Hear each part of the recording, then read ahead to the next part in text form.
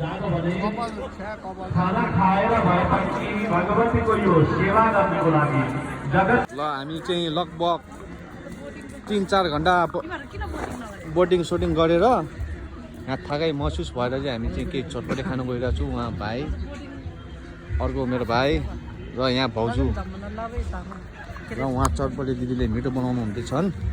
तपाईँ खानु इच्छा छ भने यो लेक साइडको ठ्याक्क अपोजिटको साइडको यो भवनमा हुनुहुन्छ होइन मर्गुस?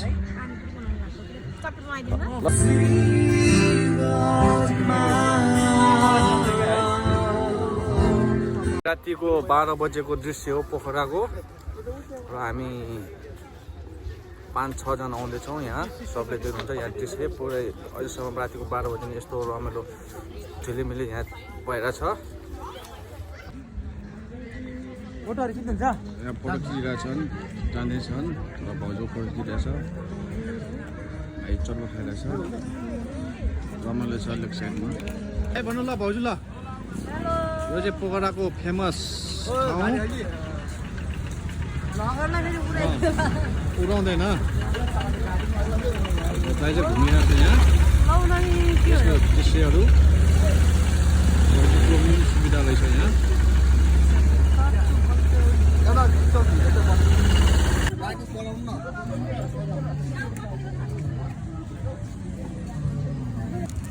भाइ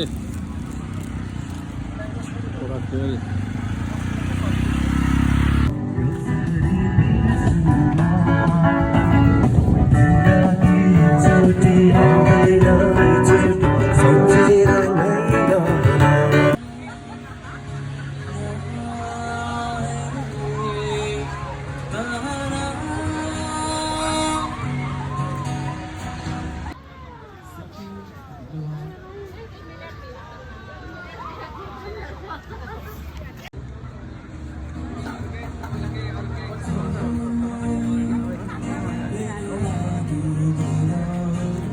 जी लो आज ल हाम्रो यहाँ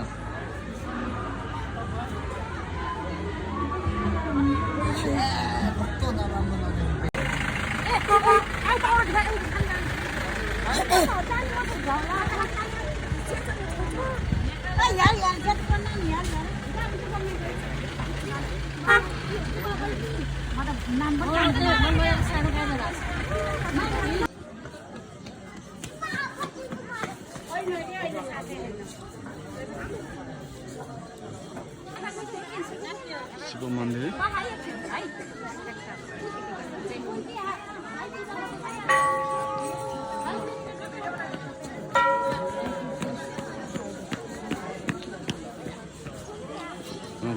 गोरु के हो यसलाई पूजा गर्दैछन् यहाँ सब आफ्नो दुनियाँमा व्यस्त छन्। उनको हिरा त्यो होइन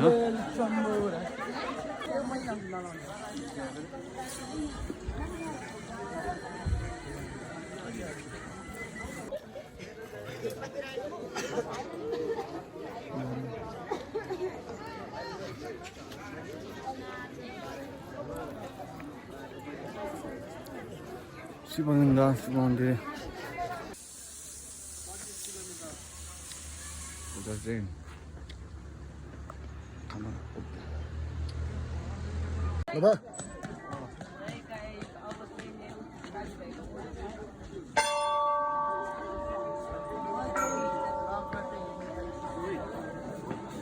होले लो होले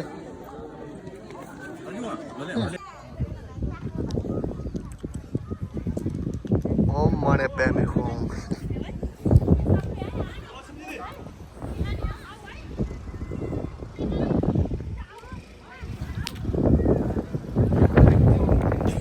टक्क लगाएर हामी चाहिँ शिव मन्दिर आइपुग्यो।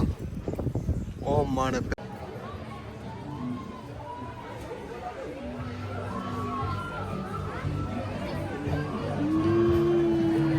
ल भाइ गाइज अब चाहिँ नि दाजुभाइको फोटोसुट म चाहिँ भ्लग गर्दै हिँडिरहेको छु। दाजुभाइहरू चाहिँ नि भिडियो सुट फोटोसुट हामी चाहिँ यहाँ शिवको ठुलो मूर्ति हेर्नु घुम्नु आएको है गाइस ल मान्छेहरूको भिड हेर्नुहोस् आज चाहिँ त्यस्तो बिजी चाहिँ छैन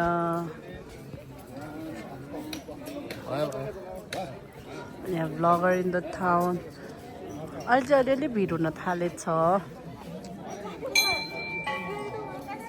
बिहान हामी आउँदा चाहिँ लास्टै बिजी थियो अहिले चाहिँ छैन भिलेज हामी चाहिँ आमा होमस्टे आइपुग्यो रमाइलो छ यहाँ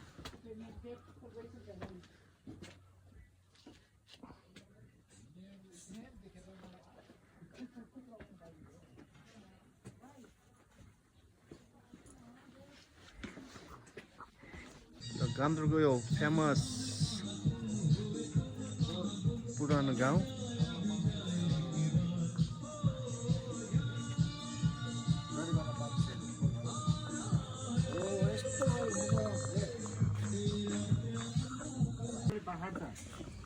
पहाडै छ होइन खोलै हो सिमाना अनि मान्छे उता नेपालबाट आउँछ इन्डियाबाट जान्छ